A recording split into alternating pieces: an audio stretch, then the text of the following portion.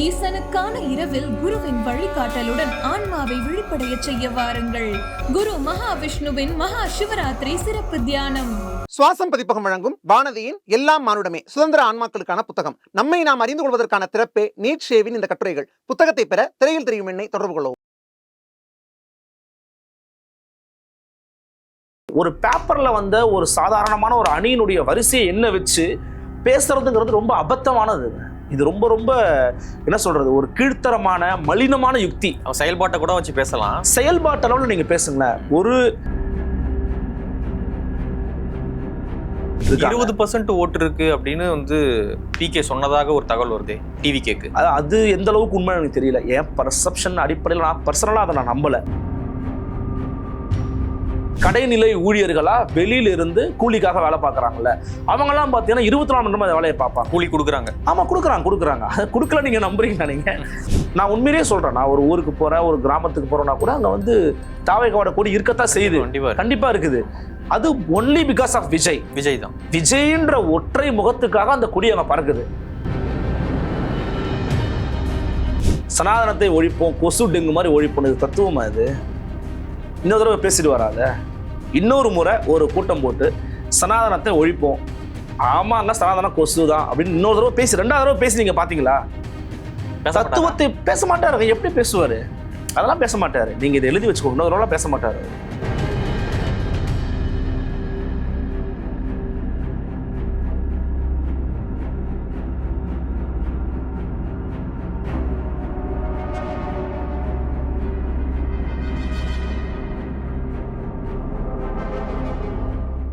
பேசு தமிழா பேசு நேயர்களுக்கு வணக்கம். இன்று நம்மோடு உரையாடுவதற்காக ஊடகவியலாளர் திரு அருள்மொழிவர்மன் அவர்கள் நம்மோடு இணைந்திருக்காங்க. அவங்க கூட தான் நம்ம உரையாடப்போம். வணக்கம் சார். வணக்கம். நேற்று விஜய் அவர்களுடைய கட்சி அணிகள் அறிவிச்சிருந்தாங்க. கிட்டத்தட்ட 28 அணிகள் அறிவிக்கப்பட்டிருந்தது. 9வது இடத்துல டிரான்ஸ்ஜெண்டர் அணி அறிவிச்சிருக்காங்க அப்படின்னு ஒரு சர்ச்சை எழுந்திருக்கு. இந்த அணிகளை எப்படி பாக்குறீங்க? அதுல குழந்தை அணின்னு ஒரு அணி வச்சிருக்காங்க. இந்த அணிகள் லிஸ்ட் இது எப்படி பாக்குறீங்க? இல்லை, இந்த அணி அஃபிஷியலாக, அதாவது டிவிகேவோட பேஜஸ்லையோ அல்லது விஜய் அவர்களுடைய பக்கத்துலையோ அஃபிஷியலாக வெளியிட்டது இல்லை அப்படிங்கிறத நான் உறுதியாக நம்புகிறேன். ஆனால் அவங்க தான் இந்த மாதிரி ஃபார்ம் பண்ணியிருக்கிறாங்கன்ற செய்தி வெளியாகுது. ஸோ நம்ம அதுக்குள்ளே போகிறதுக்கு முன்னாடி ஒரு ஜஸ்டிஃபிகேஷனை கொடுத்துடணும். என்னன்னா, இது அவங்க தான் அஃபிஷியல் ரிலீஸ் பண்ணாங்கன்னா இன்னும் பண்ணலை, வெளியில் கசிந்து இருக்கிறது. இந்த செய்தி அடிப்படையாக வச்சு பார்க்கும்போது குழந்தைகள் அணி அப்படிங்கிறது பார்த்தீங்கன்னா எலெக்ஷன் கமிஷன் ஆஃப் இந்தியா அடிப்படையிலையோ தேர்தல் ஆணையத்தின் அடிப்படையிலையோ ஒரு கட்சிக்கு ஒரு அங்கீகாரம் கொடுக்கணும் இல்லையா? ஒரு கட்சியை இப்படிலாம் மதிப்பீடு செய்யணும், இந்த அளவுகோலுக்குள்ள இருக்கணும்னு சொல்லுவாங்க இல்லையா? அந்த அளவுகோலுக்குள்ள குழந்தைகள் அணிங்கிறது வராது. அது கண்டிப்பா வராது. இப்போ உதாரணத்துக்கு இதுக்கு முன்னாடியே ஒரு உதாரணம் யார் இருக்கிறாங்கன்னா, நாம் தமிழர் கட்சி பார்த்தீங்கன்னா மழலையர் பாசனம்னு வச்சிருக்கிறாங்க. ஆனா அவங்க கட்சிக்கு ஊடாக அதை ஒரு பிரிவாக, அதை ஒரு அணியாக தேர்தல் ஆணையத்துக்கிட்ட சப்மிட் பண்ணியிருக்கிறாங்களாங்கிறது நமக்கு தெரியாது. அவங்க அவுட் ஆஃப் த சப்ஜெக்ட் கூட அதை பண்ணலாம். ஒரு பேச்சு போட்டி நான் வைக்கிறேன், குழந்தைகளுக்கான பேச்சு படிச்சு நான் வளர்க்குறேன் அப்படிங்கிறத அவங்க சொல்லலாம். அதை அவங்க பண்ணுறாங்களா, அல்லது அவங்களுக்கு என்ன கற்றுக் கொடுக்குறாங்க, அல்லது குழந்தைகள் அணி அப்படின்னு சொல்லிட்டு குழந்தைகளுடைய பாதுகாப்பு குறித்து நான் பேச போகிறேன், குழந்தைகளுடைய வளர்ச்சியை குறித்து நான் பேச போகிறேன், அவர்களுடைய கல்வியை குறித்து பேச போகிறேன் அப்படின்னு சொல்கிறாங்களாங்கிறது தெரியல. ஸோ வெறும் நேம் மட்டும்தான் இருக்குது. அந்த நேம்குள்ள என்ன பண்ண போகிறாங்க அப்படிங்கிறத அந்த கட்சி தான் நமக்கு தெரியப்படுத்தணும். அது என்னங்கிறது நமக்கு தெரியல. பட் குழந்தைகள் அணின்னு பொதுவாக 19 வச்சதுனால ஒரு விமர்சனத்துக்கு உள்ளாகி இருக்குன்னா உள்ளாகி தான் ஆகும், வேற வழி கிடையாது. இன்னொரு விஷயம் நீங்க குறிப்பா சொன்னீங்க, 9வது இடத்துல திருநர் அணி அப்படிங்கிறது ஒன்று போட்டிருக்கிறாங்க அப்படின்னு. அடிப்படையில இந்த விஷயத்தை ஃபார்ம் பண்ணும்போது திட்டமிட்டு 9வது இடத்துல இதை போட்டிருப்பாங்க. நீங்க நம்புறீங்களா?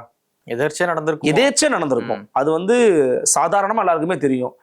அடிப்படையில இவ்வளவு பெரிய ஒரு பிரம்மாண்டத்தை வச்சு ஒரு கட்சியை துவங்கி இருக்கிற ஒரு நபருக்கு ஒரு வன்மம் இருக்கும், ஒரு காழ்ப்புணர்வு இருக்கும், அவர் ஒரு மோசமான நபரா இருப்பாரு, பாத்தீங்களா அப்படி பண்ணிட்டாரு அப்படின்னு சொல்றவங்களா யாருன்னு பாத்தீங்கன்னா ஆளுங்கட்சியின் டிஜிட்டல் அடியாட்கள் சொல்லுவாங்க.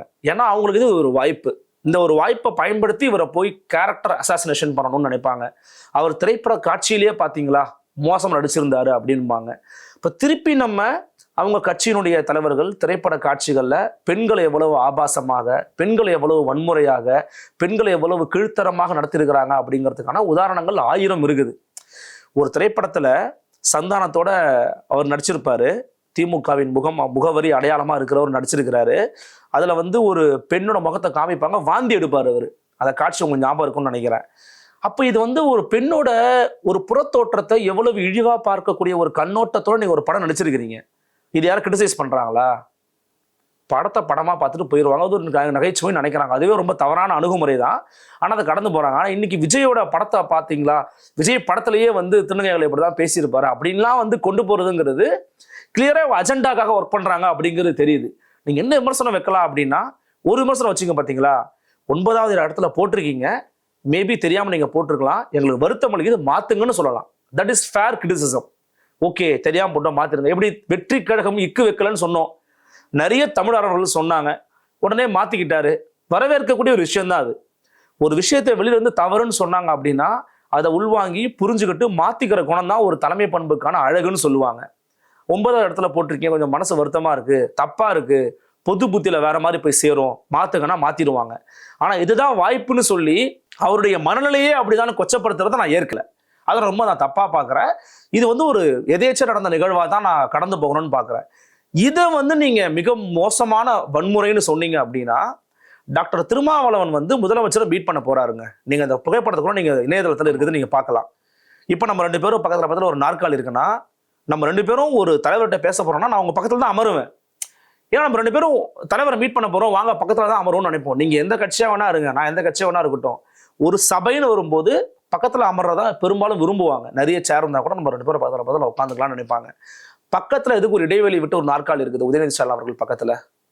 அப்போ இது நீங்க டாக்டர் திருமாவளவன் மீது தீண்டாமை பாக்குறீங்க, அவருக்கும் உங்களுக்கும் ஒரு இடைவெளி இருக்கணும்னு நீங்க விரும்புறீங்க, அதனாலதான் நீங்க இப்படி உட்கார்ந்தீங்க அப்படின்னு நான் சொன்னா அதை அவங்க மிக மோசமான வன்முறைன்னு நினைப்பாங்க என் மேல. இப்ப அவங்களுக்கு என்ன ஜஸ்டிபிகேஷன் கொடுப்பாங்க, எதேச்சா உட்கார்ந்தாருங்க, இதெல்லாமாங்க ஒரு விஷயம் அப்படின்னு கேட்பீங்கல்ல, அது எதேச்சைனா இதுவும் எதேச்சை தான். அது அப்படிதான் கடந்து போகணும். இது ஒரு மிகப்பெரிய பிரச்சனை, இவருடைய விஜயனுடைய மனநிலையே இப்படிதான் இருக்கும், விஜய் கட்சியில் இருக்கிறவங்களா இப்படிதான் இருப்பாங்க அப்படின்னு சொல்றதுங்கிறது திமுகவோட பதற்றத்தை காமிக்குது, உள்ளபடியே அவங்களோட பதற்றத்தை காமிக்குது. நம்ம வந்து இத்தனை ஸ்ட்ராட்டஜிஸ்ட் வச்சிருக்கோம், அப்படி வச்சிருக்கும் பொழுதும் இந்த தவறு நடக்குதுன்னா அப்புறம் என்ன அவங்கள வச்சு? எல்லாருமே மனிதர்கள் தான் மகாபிரபு, எல்லாருமே மனிதர்கள் தான்.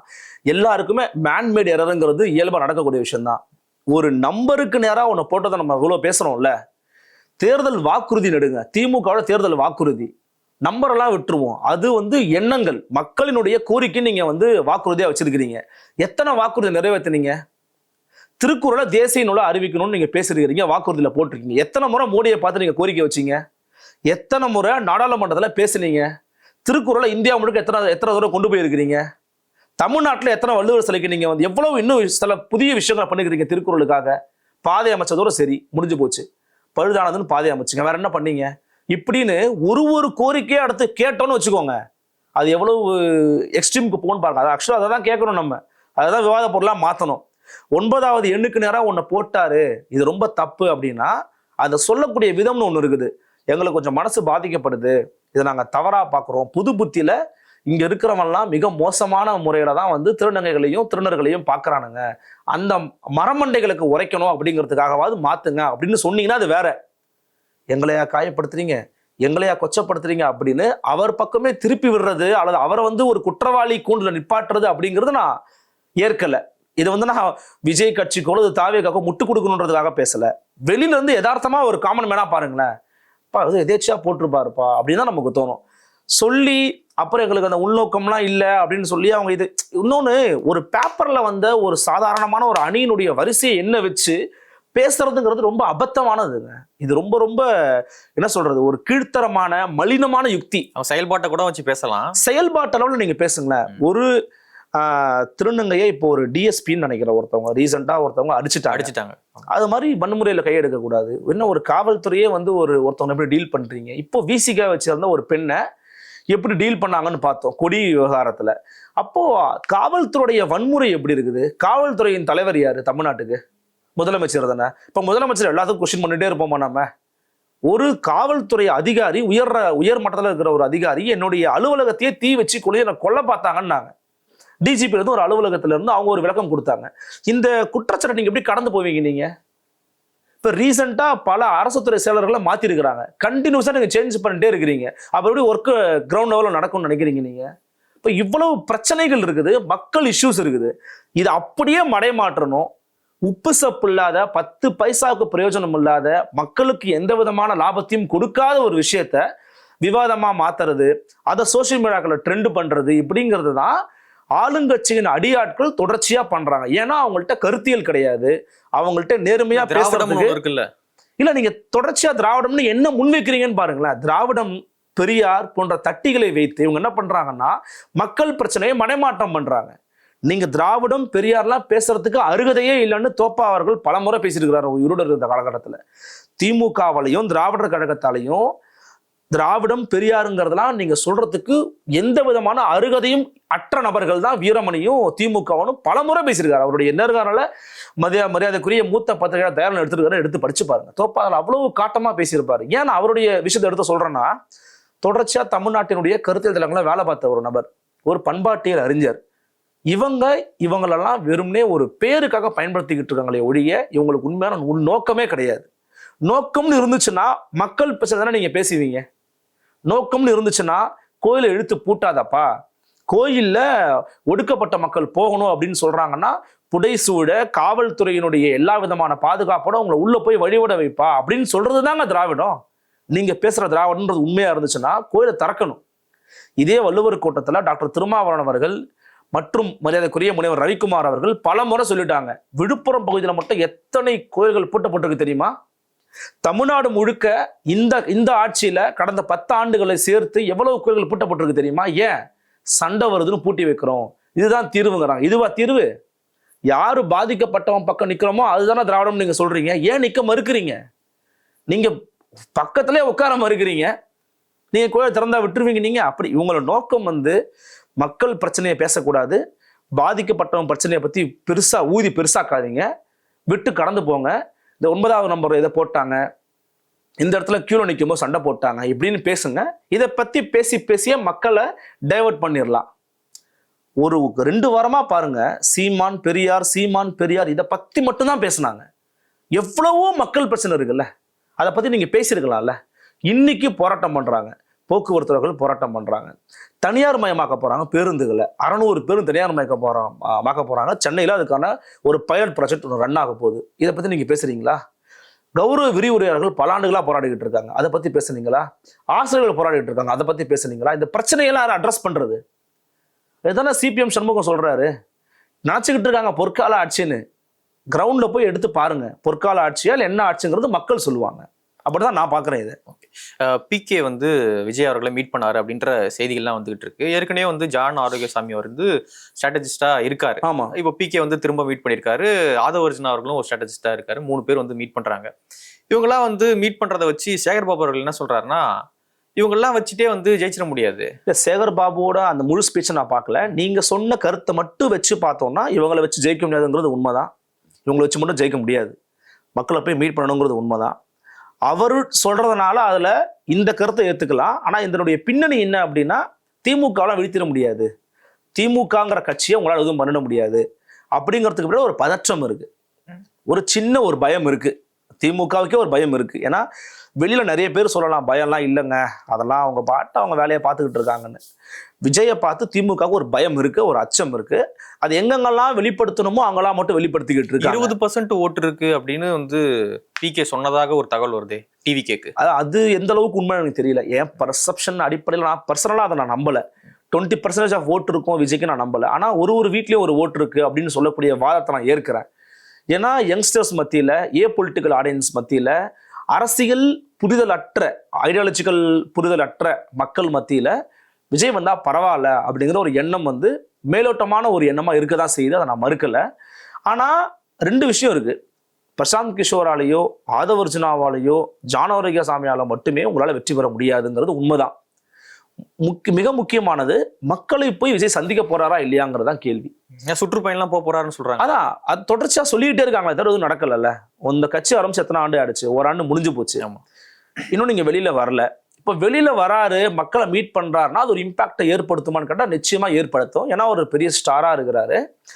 அவரால் மக்களை போய் சந்திச்சு மக்களை அணுகி மக்கள்கிட்ட பேச ஆரம்பிக்கிறாருன்னா அப்ப அரசாங்கம் கொஞ்சம் யோசிக்கும். ஆஹா, கிரவுண்ட்ல இறங்குறான்ப்பா இந்த பையன், இதுல ஏதாவது சிக்கல் உருவாகும் போட்டிருக்குன்னு யோசிக்கும். இவங்க 3 பேரோட மீட்டப்ஸ் பத்தி நான் கேள்விப்பட்டவருக்கு செய்தி கிடைச்சது என்ன அப்படின்னா, வாய்ஸ் ஆஃப் காமன்ஸ் அப்படிங்கிறது ஆதவர்ஜுனாவுடைய வியூக வகுப்பு நிறுவனம். அதோட தான் இப்போ சேர்ந்து பயணிக்கிற கட்சியில் ஜாயின் பண்ணாரு இல்லையா அவரு. இப்போ வரைக்கும் 2021க்கு பிறகான காலகட்டத்தில் பிரசாந்த் கிஷோர் பாண்டே வந்து பாத்தீங்கன்னா எந்த இடத்துலயுமே வந்து எந்த கட்சிக்கும் வேற ஒர்க் பண்ணல அவரு. இப்போ ஏன்னா அவர் கட்சி ஆரம்பிச்சிட்டாரு, அங்க வெகுவான கட்சி ஆரம்பிச்சிட்டாரு, அதுவும் தோல்வி அடைஞ்சிருக்கு. ஆமா, தோல்வி அடைஞ்சிருக்குது. இன்னும் சில விஷயத்த சில பேர் சொல்றாங்க, அவராலேயே அவருடைய கட்சியை ஜெயிக்க வைக்க முடியலையே, அவர் எங்க இன்னொருத்தவங்களுக்கு பண்ணிடுவாரு அப்படின்னு. இந்த தியரியை வந்து நான் நம்பல. ஏன்னா ஒரு பயிற்சியாளர் இருக்கிறாருன்னு வச்சுக்கோங்களேன், அந்த பயிற்சியாளரால் இப்போ நீங்க ஒரு விளையாட்டு வீரர், நீங்க தோனின்னு வச்சுக்கோங்க, ஒரு பயிற்சியாளரால் உங்களை ஆலோசனை கொடுத்து உங்களை வெற்றி பெற செஞ்சிட முடியும். பிளேயர் நீங்க தான், ஆனா அந்த பயிற்சியாளர் களத்துக்கு வந்தா தோத்துருவார், அவரால் விளையாட முடியாது.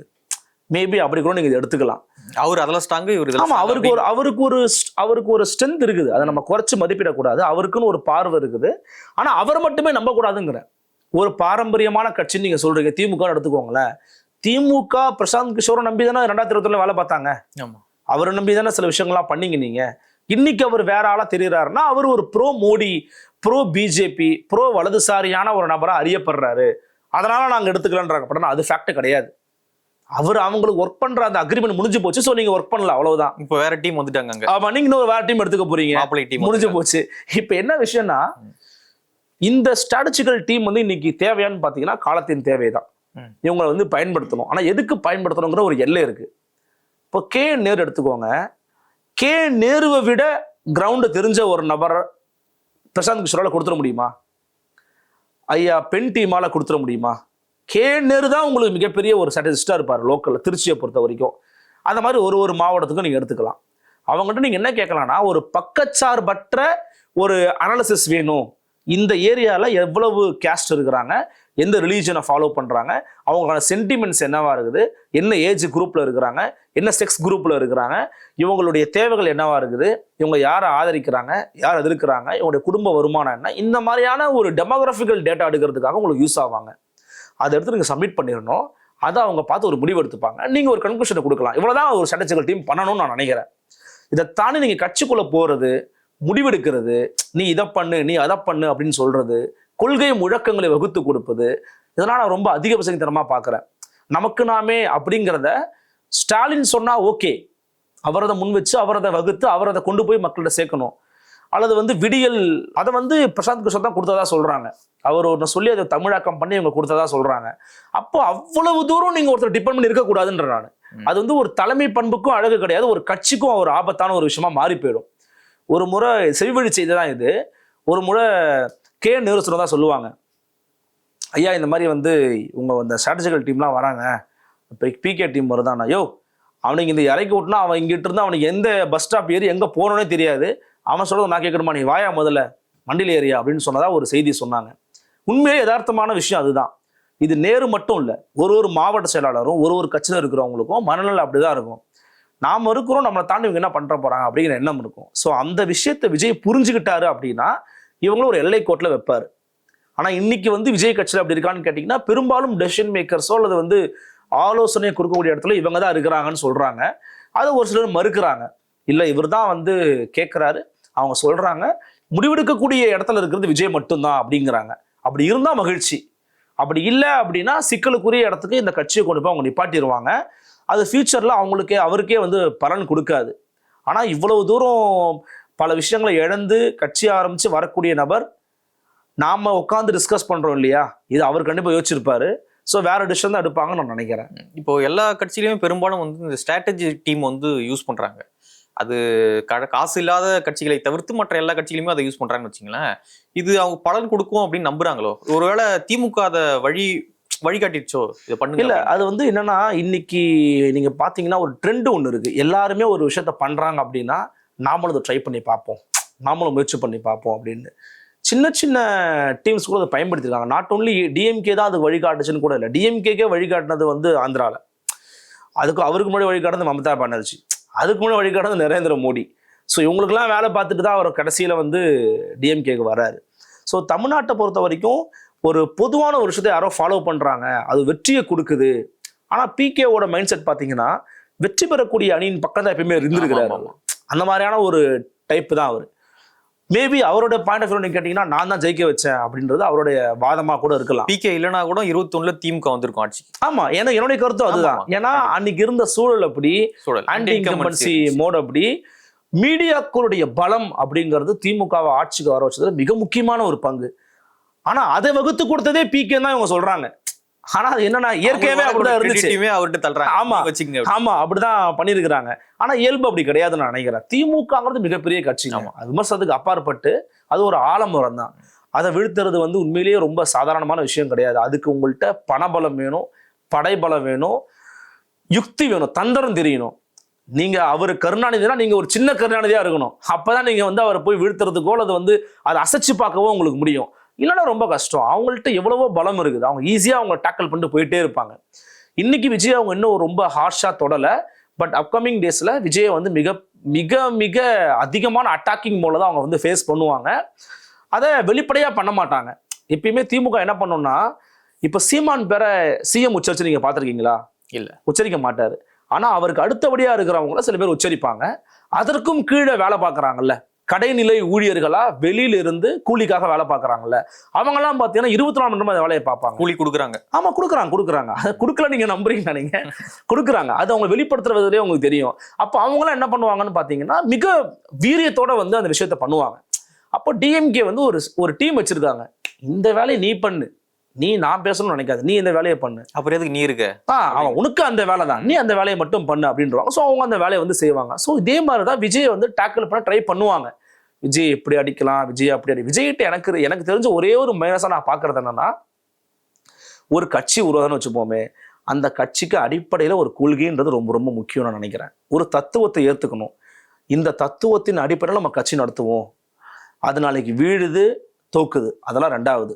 அவன் கடைசி வரைக்கும் அந்த தத்துவ அடிப்படையே போய்கிட்டு இருக்கு. நாளைக்கு வளரலாம் வீழலாம் அதெல்லாம் ரெண்டாவது. நீங்க இன்னைக்கு திமுக இருக்குன்னு வச்சுக்கோங்களேன். திமுக வந்து ஒன்லி பை ஃபேமிலியால மட்டுமே நிக்கல, அதுக்குன்னு ஒரு ஐடியாலஜி இருக்குது.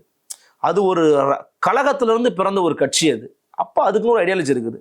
அதிமுகவுக்கு ஐடியாலஜி இல்லையே அப்படின்னு நினைச்சீங்கன்னா கூட இன்னைக்கு அதிமுகவோட இன்னைக்கு நிலைமை என்ன அப்படிங்கிறத நீங்க பார்க்கணும். ஆனா இன்னைக்கு திமுக நிலைமை பாருங்க, ரொம்ப ஸ்ட்ராங்கா ஆகிட்டு இருக்காங்க. நெக்ஸ்ட் ஜென்ரேஷன் அவங்க எஜுகேட் பண்றான். இப்பதான் ஸ்டார்ட் பண்ணிருக்கிறான், லேட்டானாலும் ஸ்டார்ட் பண்ணிருக்கிறான். கடந்த 20 வருஷத்துல நம்ம மிஸ் பண்ணிட்டோம். தமிழ் தேசம் ஐடியாலஜி வளர்ந்துருச்சு, அதுக்கு நம்ம தான் காரணம், நம்ம ரொம்ப மறதியா இருந்துட்டோம், நம்ம தப்பா இருந்துட்டோம் அப்படின்னு சுய விமர்சனம் பண்ணிட்டு இப்ப ஆரம்பிக்கிறாங்க. அந்த இடத்த நீங்க அதிமுகவால பண்ண முடியல. ஏன்னா அதிமுக மிஸ் பண்ணிட்டாங்க. அதிமுகவுக்கு வந்து எம்ஜிஆர் நாமம் வாழ்க, அண்ணா நாமம் வாழ்கன்னு முடிச்சுட்டாங்க. இதுக்கு மேல அவங்கள்ட்ட எதுவும் கிடையாது. அப்ப இதுக்கப்புறம் எப்படி போறாங்கன்றது ரொம்ப சந்தேகம் தான். பிஜேபிக்கு ஒரு ஐடியாலஜி இருக்குது, அது தப்போ சரியோ, அவங்க ஹிந்துத்துவா இந்துயிசம் அப்படிங்கிற ஐடியாலஜியோட ஒர்க் பண்றாங்க. அது நாளைக்கு ஜெயிக்குது தோக்குது வேற, ஆனா அவங்களோட ஐடியாலஜி இருக்குது, சஸ்டைன் பண்ண முடியும். ஆமா, சர்வே பண்ண முடியும். தோத்தா கூட எங்கிட்ட ஒரு ஐடியாலஜி ஐடியாலஜி கேட்டு ஒரு 10 பேர் கூட நிப்பான். 10 வருஷம் கடந்தாலும். ஆமா, ஐடியாலஜி இல்லைன்னு வச்சுக்கோங்களேன், ஒரு தனிநபர் இருக்கான்னு வச்சுக்கோங்களேன், தனிநபர் போயிட்டா என்ன பண்ணுவீங்க? தனிநபர் போயிட்டானா நாளைக்கு ஒரு தனிநபர் உருவாக்கும் போது இன்னைக்கு எடப்பாடி பழனிசாமி சஸ்டெயின் பண்றாருன்னா அவர்கிட்ட பணபலம் இருக்குது, அதிகார பலம் இருக்குது. அதனால கட்சியை ஒரு ஒருங்கமைப்புக்குள்ள வச்சிருக்கிறாரு. எடப்பாடி பழனிசாமி ஏத்துக்காத பல பேர் கூட இருக்கலாம். அவங்களாம் எதுக்காக இருக்கானா, ரொம்ப வயதானவங்க, எம்ஜிஆர் கட்சி, ஜெயலலிதா கட்சி, அம்மா கட்சி அப்படின்னு இருக்கிறாங்க. அதே சிச்சுவேஷன் எல்லாருக்கும் அமையாது.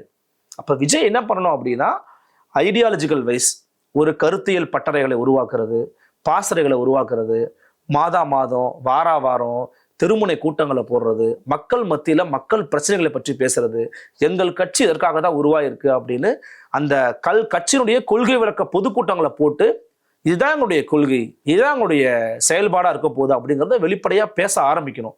அப்பதான் அந்த கட்சி போய் கிரவுண்ட் லெவல்ல நிற்கும். இன்னைக்கு ஏன் நான் உண்மையிலேயே சொல்றேன், நான் ஒரு ஊருக்கு போறேன், ஒரு கிராமத்துக்கு போறேன்னா கூட அங்க வந்து தாவேக்காவோட கொடி இருக்கத்தான் செய்யுது, கண்டிப்பா இருக்குது. அது ஒன்லி பிகாஸ் ஆஃப் விஜய் தான். விஜய்ன்ற ஒற்றை முகத்துக்காக அந்த கொடி அங்க பறக்குது. விஜய் வந்து இந்த கட்சியை நமக்கு பிறகும் இந்த கட்சி ரொம்ப நினைக்கிறாரு, நம்புறாரு அப்படின்னா அதை இன்னும் கொஞ்சம் வீரியமா வேற செயல்பாடுகளை முன் வச்சு அதை கொண்டு போகணும்னு நான் நினைக்கிறேன். அப்பதான் அது சஸ்டெயின் ஆகும் நம்புறேன் நான். இப்போ விஜய் வந்து ஒரு கொள்கையை அறிவிக்கிறார், கொள்கைன்ற மாதிரி ஒன்று அறிவிக்கிறார். திராவிடம், தமிழ் தேசியம், மண்ணினுடைய கண்கள், அதை பிரிச்சு பார்க்க கூடாது அப்படின்ற மாதிரி சொல்றாரு. எங்களுடைய ஐடியாலஜிக்கு எதிரி வந்து பிஜேபி தான் அப்படின்றார். அப்படி இருக்கும் பொழுது சீமான் அவர்கள் பெரியார் குறித்து பேசுறாரு, விஜய் அவர்கள் கம்முன்னு இருக்கார். திருப்பரங்குன்றத்துல முருகரை வச்சு ஒரு இஷ்யூ வருது, விஜய் அவர்கள் கம்முன்னு இருக்காரு. ஆனா தைப்பூசத்துக்கு வந்து வாழ்த்து சொல்றாரு. என்ன ஐடியாலஜி, ஏதாவது தத்துவ ரீதியான ஒரு அறிவு இருக்குன்னு நினைக்கிறீங்களா விஜய்க்கு? இல்ல, தத்துவ ரீதியான புரிதல் வந்து அவருக்கு இன்னைக்கு மேபி அவர் கொஞ்சம் ட்ரெயின் ஆகிட்டு இருக்கலாம், லேர்னிங் டைம்ல இருக்கலாம் நான் நினைக்கிறேன். 50 வயசு ஆகுது. ஆமா, ஏன்னா பாலிடிக்ஸுக்கு இப்பதானே வராரு அவரு. இன்னொன்னு நம்ம ஒத்துக்கணும், நம்ம வந்து எல்லாத்தையுமே யதார்த்தமா பேசுவோமே. உதயநிதி ஸ்டாலின் அவர்களுக்கு திராவிட பத்தி எல்லாம் தெரியும் நம்புறீங்களா நீங்க? சனாதனத்தை ஒழிப்போம், கொசு டெங்கு மாதிரி ஒழிப்போம், இது தத்துவமா இது? இன்னொரு தடவை பேசிட்டு வராத. இன்னொரு முறை ஒரு கூட்டம் போட்டு சனாதனத்தை ஒழிப்போம், ஆமாங்க சனாதனம் கொசு தான் அப்படின்னு இன்னொரு தடவை பேசி 2வது தடவை பேசி நீங்க பாத்தீங்களா? தத்துவத்தை பேச மாட்டாரு. எப்படி பேசுவாரு? அதெல்லாம் பேச மாட்டாரு. நீங்க இதை எழுதி வச்சுக்கோங்க, இன்னொரு தடவை பேச மாட்டாரு அவரு. தத்துவத்தை பற்றிய புரிதல் இருக்கிறவங்க வந்து வெளியில தெரியுங்க. அதுக்கு திமுகவில் மிகச்சிறந்த உதாரணம்னா அண்ணன் ஆராசா தான். நீங்க அவர் பேசுறத பாத்தீங்கன்னா ஐடியாலஜி ஸ்ட்ராங்கா இருக்கான்பா, இருந்தாலும் கரெக்டா பேசுறாருப்பா அப்படின்னு தெரியும். ரீசெண்டா பாவலரர் எழுத்தடைவுகள்ன்ற நூல் வெளியீட்டு விழாவில் அவர் பேசுறாரு. அவர் வந்து பெரியார் சர்ச்சை குறித்து தான் மறைமுகமா சீமான் விமர்சனம் பண்ணி பேசுறாரு. அந்த காலகட்டத்திலேயே பாவலரர் பெருஞ்சத்திரனார் பெரியார் அவர்களை மற்ற விஷயங்கள்லாம் நீங்க பெரியாரா வேணா இருந்துக்கோங்க, மொழி விவகாரத்துல நீங்க சிறியார் அப்படின்னு அப்போ விமர்சனம் பண்ணிட்டாரு, நம்ம அதை கடந்து போகணும் அப்படின்னு பெரியாரோட விஷயத்த உள்வாங்கி ஒரு அப்ரோச்சை வெளிப்படுத்துறாரு ஆராசா. இந்த அப்ரோச் வேற எங்கேயாச்சும் சட்டம் வந்திருக்கான்னு பாத்தீங்களா? ஆமாங்க, பெரியார் அவர்கள் மொழி விவகாரத்துல தவறு பண்ணியிருக்கிறாரு, அவருக்கு மொழி பற்றிய புரிதல் உண்மையிலேயே கிடையாது தான். இதை பல பேர் சொல்லியிருக்கிறாங்க, பெரியார் ஆதரிக்கிறவங்களே சொல்லியிருக்கிறாங்க. அவர் வந்து ஒரு முறை இப்போ தமிழ்ல இருந்து கிளைத்த மொழிகள் நம்ம என்னென்ன சொல்றோம், தெலுங்கு, கன்னடம், மலையாளம் சொல்றோம். ஐயா அவர்களுடைய பார்வையில அப்படி கிடையாது. தமிழ் தான் வெவ்வேறு நிலங்கள்ல வேற வேற மாதிரி பேசப்பட்டுச்சு, தமிழ்ல அதெல்லாம் பிறந்ததுன்னு சொல்லாதீங்க அப்படின்னு சொல்லியிருக்கிறார் ஐயா பெரியார். ஸோ அப்போ அவருக்கு மொழி குறித்தான அறிவியல் அணுகுமுறை அவர்கிட்ட இல்லை. அவர் இருந்த காலகட்டத்தில் அவருக்கு தெரிஞ்சதெல்லாம் இந்த பக்தி இலக்கியங்கள், பெரிய புராணம், கம்பராமாயணம், இதான் அவருக்கு தெரிஞ்சிருக்குது. அல்லது அதை பற்றி தான் நிறைய அவர் காதில் போய் சொல்லியிருக்கிறாங்க. அவர் அதை தாண்டி விசாலமான பார்வையோட அணுவை துளைத்து 7 கடலை புகுத்து குறுகத்தரித்த குரல்னு சொல்லியிருக்கிறாங்க. சிலப்பதிகாரத்திலையும் மணிமேகலையிலையும் அறிவியல் ரீதியான விஷயங்களாக குறித்து பேசியிருக்காங்க. இந்த திருக்குறள்ல இந்த மாதிரி அறிவியல் அணுகுமுறைகள் கூட இருக்குது, இந்த மாதிரியான சில விஷயங்கள்லாம் பண்ணியிருக்கிறாங்க ஐயா அப்படின்னு அவர் எடுத்து சொல்லியிருந்தீங்க அப்படின்னா அவர் ஆமாப்பா தமிழ் அறிவியல் மொழி கூட இருக்குதுப்பா அப்படின்னு ஒத்திருந்திருக்க கூட வாய்ப்பு இருக்கு. மேபி நினைச்சிருக்கலாம். கல்வி கற்காத பெரியார் இப்படி பண்ணிட்டாருன்னு நம்ம சொன்னா கூட கல்வி கற்ற அண்ணாலாம் பின்தொடர்ந்தாங்கல்ல. அதான் என்னன்னா மகா, அவங்களுடைய மனநிலை அளவுல ஒரே நோக்கம் தான் அன்னைக்கு இருந்திருக்குது, பார்ப்பன எதிர்ப்பு, பிராமண எதிர்ப்பு தான். ஸோ அதை யார் ஸ்ட்ராங்கா பண்றாங்க, அவங்க எவ்வளவு பிழையான நபரா வேணா இருக்கட்டும். நீங்க அண்ணா எப்படி வெளியில வந்தாரு, பொருந்தா திருமணம் பண்ணி வெளியில வந்தாரு. இன்னைக்கு வரைக்கும் அவங்க சொல்ற ரீசன் அதுதான், பொருந்தா திருமணம் தான் அவங்க வெளியே வந்தாங்கன்னு. பட் மறைமுகமான ரீசன் என்னன்னா அதிகாரத்தை நோக்கி பயணம் பண்ணணும். நீ பெரியார் கூட இருந்தா அதிகாரத்தெல்லாம் பயணம் பண்ண முடியாது. கடைசி வரைக்கும் நீ கத்திக்கிட்டே இருந்து சாக வேண்டியதுதான். அவர் எப்படி மூத்திர சட்டியை தூக்கிட்டு செத்தாரோ அதே மாதிரி நீயும் சாக வேண்டியதாங்கிற மாதிரி நிலைமை வந்துடும். அப்ப அதிகார தேவைன்னு அண்ணா நம்புறாரு. அந்த முடிவு சரியா தப்பான சரியான முடிவு நான் சொல்லுவேன். ஏன்னா உனக்கு தேவை மக்கள் நல்லது பண்ணணும். நீ இந்திய ஒன்றியத்துக்குள்ள ஒரு ஆட்சிக்கு வந்துட்ட, இதன் பிறகு நீ என்ன பண்ணணுமோ அதான் பண்ண முடியும். இன்னைக்கு கூட சொல்லுவாங்க, நீ வந்து பேசுறவன் தமிழ் தேசியம் பேசுறவன் தமிழ்நாடு கேட்க மாட்டேங்கிறீங்க. நீ தமிழ்நாடு கேட்டியா? திராவிடம்னு பேசக்கூடியவங்களுடைய உச்சபட்சம் இன்னைக்கு வந்து நிறைய பேர் வேற வேற மாதிரி மடைமாற்றம் பண்ணிக்கிட்டு இருக்காங்க. திராவிடம்னா சமூக நீதி தான், இடஒதுக்கீடு தான். அப்படி கிடையாது. ஆரம்பிக்கும் போது அல்டிமேட் கோல் வந்து நாடுதான், தனிநாடுதான். நாடுதான். நீ திராவிடமும் தமிழ் தேசியமும் ஒண்ணு தானே சொல்ற. அப்ப தமிழ் தேசியமும் தனிநாடுனா திராவிடமும் தனிநாடு தானே. திராவிடம்னு பேசுறவங்க தனிநாடு கேளுங்க, கேட்க முடியாது. இன்னைக்கு சொல்ல அப்படி கிடையாது. இன்னைக்கு சொல்ல பண்ண முடியாது. தமிழரசன் பண்ணாரு, ஆயுத போரை எடுத்தாரு, அவரை வந்து மடியை வச்சுட்டாங்க. இன்னைக்கு சொல்ல அப்படி கிடையாது. இந்த சிஸ்டமே வேற மாதிரி மாறி நிக்குது. என்ன பண்ண முடியுமோ அதான் பண்ண முடியும். வைகோ அடிக்கடி சொல்லுவாரு, இன்னைக்கு கூட ரீசெண்டா வைகோட ஸ்பீச் எடுத்து பாருங்க, இந்த நாடு ஒற்றை நாடாக இருக்கக்கூடாது, பல நாடுகள் பிரிய வேண்டும் என்று பிஜேபி விரும்புகிறதோ என்ற அச்சம் இருக்கிறது, அவங்க செயல்பாடுலாம் எப்படி இருக்குன்னு சொல்லி அழகா பேசுவாரு. என்ன விவகாரம், அவர்களுக்குள்ள தனிநாடு கோரிக்கை இருக்குது, மிக தீவிரமா இருக்குது. ஒரு தமிழ் தேசியவாதியை போய் நீங்க பேசுனீங்கன்னா அவன் முதல்ல தமிழ்நாடு தான் பேசுவான். வெளியில நீங்க பேச முடியாது. உடனே நீ பயந்தாங்கோலி, நீ வந்து உனக்கு தைரியம் இருக்கா? உனக்கு தைரியம் இருக்கா? நீ மேடை போட்டு பெரியார் பேசினார்ல, நீ பேசு. திராவிட இயக்கங்கள், திராவிடர் கழகங்கள், நீங்க பேசுங்க. இந்த ஆட்சி அமர்ந்து எவ்வளவு நாள் ஆச்சு, எவ்வளவு ஆண்டுகள் ஆச்சு? 4 ஆண்டுகள் ஆயிடுச்சுல. நீங்க மாநில சுயாட்சி பேசுனீங்க, தன்னாட்சி உரிமை பேசுறீங்க. ஒரே ஒரு தன்னாட்சி மாநாடு நீங்க போடுங்க பார்ப்போம். தமிழ்நாட்டில் மாநில சுயாட்சி உரிமை மாநாடு திமுக நடத்தட்டும், எல்லாரும் பேர நினைப்பாங்க. மாநில தன்னாட்சி மாநாடு நடத்துங்க. நீங்க எல்லா மாநிலத்தும் முதலமைச்சரை கூப்பிடுங்க, மமதாவை கூப்பிடுங்க, ஆந்திராவில் கூப்பிடுங்க, கேரளாவில் கூப்பிடுங்க, கர்நாடகா கூப்பிடுங்க. உண்மையிலே பிஜேபி பயப்படும். பிஜேபி எதை கண்டு அச்சப்படுமோ, எதை கண்டு பயப்படுமோ அதை எதுவுமே செய்ய மாட்டாங்க. ஒரு என்ன சொல்றதுன்னா, ஒரு மேம்போக்கான ஒரு சண்டை, நானும் பிஜேபியோட சண்டை போடுறேன் அப்படின்னு காமிக்கிறீங்க. இது இல்ல சண்டை. கருத்தியல் சொன்னா நேருக்கு நேர் மோதணும். நான் மாநில தன்னாட்சி உரிமை மாநாடு போடுறாங்க தமிழ்நாட்டில், முதலமைச்சர் ஸ்டாலின் தலைமையில் போடுறாங்க.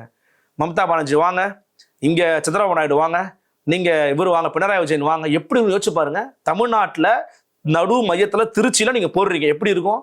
இந்தியாவை திரும்பி பார்க்கும், யாருப்பா அவன் இந்த மாதிரி ஸ்டேட் அட்டானமி பத்தி பேசுறாங்க அப்படின்னு பார்க்கும்.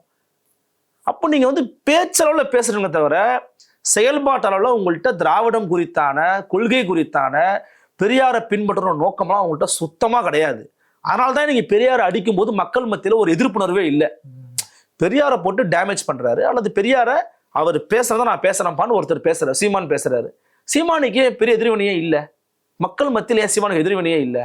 யாரும் ஏன் ஒரு கொந்தளிப்பே காட்டல? அதிகமாக தான் ஆயிருக்கு. இப்ப ஏன் யாருமே ஒரு இது பண்ணலன்னா, நீ பெரியார் வச்சு ஏமாத்திக்கிட்டு இருக்க, நீ பெரியார் வச்சு ஏமாத்தினா உங்களை அடிக்கணும், ஒரு பெரியார் அடிக்கிறாரு போப்பா அப்படின்னு விட்டு கடந்து போயிடுவான். விஜய் பொறுத்த வரைக்கும் நான் கொஸ்டினுக்கு வந்துடுறேன். விஜய் பொறுத்த வரைக்கும் இந்த சண்டைக்குள்ள விஜய் வர விரும்பல. ஏன்னா விஜய்க்கு இப்போ ஐடியாலஜிகள் வர தேவையில்லை, அதிகாரம் தான் தேவை. அது பச்சையா தெரியுது நமக்கு.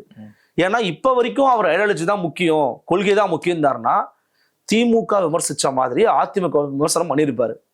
எதிர்கட்சிங்க நான் விமர்சனம் எல்லாம் பண்ண மாட்டாங்க அப்படிலாம் சொல்லி நழுவக்கூடாது, எப்பயுமே அப்படி பண்ணக்கூடாது. நீங்க தமிழ்நாட்டுக்குள்ள இருக்கிறீங்க, உங்கள் தலைமையில் தான் கூட்டணின்னு நீங்க ஒரு பக்கம் வந்து புரபகண்டாவை உருவாக்குறீங்க, இன்னொரு பக்கம் அதிமுக தாவேக கூட்டணி இருக்குதுன்ற மாதிரி ஒரு ஐயா வந்து வெளியில வந்து பேசுறாங்க. அப்ப ரெண்டு விஷயத்தையும் நீங்க பரப்புறீங்க. நல்லா புரிஞ்சுக்கோங்க, ரெண்டு விஷயமும் இன்னைக்கு பொதுவெளிக்கு வந்துருச்சு. நாளைக்கு விஜய் ஒரு முடிவு எடுக்கிறாருன்னு வச்சுக்கோங்களேன், தனிச்சு போட்டின்றாரு.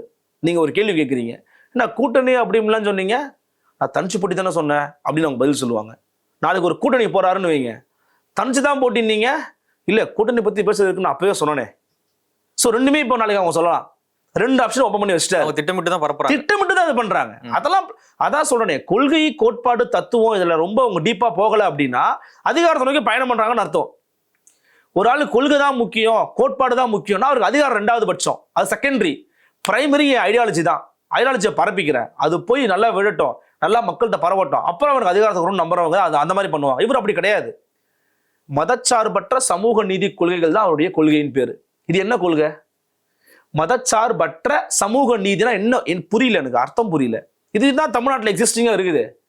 அப்ப நீங்க புதுசா ஒரு விஷயத்தை முன்வைக்கலங்கிறத யதார்த்தமான உண்மை. இன்னொன்னு, அவர் வந்து ஒரு முதலாளித்துவ கட்சியோட நீட்சி தான். அவர் ஒரு முதலாளித்துவ கட்சி எப்படி இருக்கும்? இல்ல எல்லாமே முதலாளித்துவ. ஆமா, தமிழ்நாடு திமுக முதலாளித்துவ கட்சி தான், அதிமுக முதலாளித்துவ கட்சி தான், நாம் தமிழ் கட்சி அப்படிதான், எல்லா கட்சியுமே அப்படிதான். ஒரு ஒற்றை முகம் ஒற்றை பிம்பத்தின் கீழே இயங்குறது, அவங்க போடக்கூடிய ஆர்டர் கீழே செயல்படுறது. ஸோ விஜய் அப்படிதான் வர்றாரு. ஸோ அவர் ஐடியாலஜி முக்கியம்னு நம்புறாரு. ஆனா அதுக்கு உள்ளே ஐடியாலஜி பேசுறாங்கல்ல, அதை நம்ம பாராட்டணும், வரவேற்கணும். இப்படிப்பட்ட முதலாளித்துவ அமைப்புக்குள்ள ஒரு கட்சியை உருவாக்கி அதை ஐடியாலஜிக்கல் வைஸ் ப்ரொபகண்டா பண்ணி அது கூட்டம் சின்னதோ பெருசோ அதை கொஞ்சம் கொஞ்சமா உருவாக்க நினைக்கிறது நல்ல விஷயம்தான். அது ஒரு காலத்தில் திமுக பண்ணாங்க, இன்னைக்கு நாம் தமிழர் பண்றாங்க. அது சரியோ தப்போ ஒரு கூட்டத்தை உருவாக்க முயற்சி பண்றாங்க, அது ஃபைன். ஆனா விஜய் அந்த ரிஸ்க் எடுக்க விரும்பல. விஜய் நாம சொல்றதை கேட்கணும், நம்ம கீழே பயணம் பண்ணணும், வெற்றியை நோக்கி அதிகாரத்தை நோக்கி பயணம் பண்ணுவோம், அப்புறம் பார்த்துக்கலாம் நினைக்கிறாரு. ஸோ அந்த நீட்சி அப்படிதான் போவான். அதை பற்றிலாம் பேச மாட்டாரு, சீமானை பத்தி பேச மாட்டாரு, பெரியாரு குறித்து பேச மாட்டாரு. அவருடைய ஒரே பதில் பெரியாருக்கு மாலை போடுறது, அம்பேத்கருக்கு மாலை போடுறது, வணக்கம் சொல்றது, போயிடுவாரு. அப்புறம் அவர் என்ன பேசுவார்னா மக்கள் பிரச்சனை மட்டும் தான் பேசுவார். அதையாவது அவர் பேசணும். மக்கள் பிரச்சனையும் பேசலன்னு வைங்க, மக்கள் நம்ப மாட்டாங்க. நானே சொல்றேன், கண்மூடித்தனமா ஓட்டு போடக்கூடிய அளவுக்கு நீங்க மக்கள் இருக்காங்கன்னா நான் நம்பல. ஆனா அவருக்கு ஒரு ஓட் பர்சன்டேஜ் உருவாகும், அதை நான் ஒத்துக்கிறேன். ஏன்னா அது இவங்க மேல இருக்கிற வெறுப்பு, திமுக அதிமுக மேல இருக்கிற வெறுப்பு, இவங்களே வந்துட்டு இருக்காங்கன்ற ஒரு வெறுப்பு இருக்கும். எப்பயுமே அது அந்த ஓட் பேங்க் தமிழ்நாட்டில் இருக்கும். அது ஒரு காலத்துல தேமுதிக வாங்குச்சு, இப்போ சீமான் வாங்குறாரு, நாளைக்கு மேபி விஜய் வாங்கலாம். என்னங்கிறத காலம் தான் பதில் சொல்லும். நன்றி நன்றி. அஸ்வினி நட்சத்திரக்காரர்கள் ஒரு வீட்டில் இருக்காங்கன்னா என்ன மாதிரி பொம்மைகள் வைக்கலாம்? பொதுவாக அஸ்வினி நட்சத்திரம் சொல்லிட்டாலே இந்த மாதிரி ஆன்மீகம் மற்றும் ஜோதிடம் சார்ந்த இன்னும் பல வீடியோக்கள் பார்க்கணுமா? மறக்காம திருவருள் டிவிக்கு சப்ஸ்கிரைப் பண்ணுங்க. திருவருள் டிவியுடைய சேனல் லிங்க் இந்த வீடியோடைய டிஸ்கிரிப்ஷன்ல இருக்கு.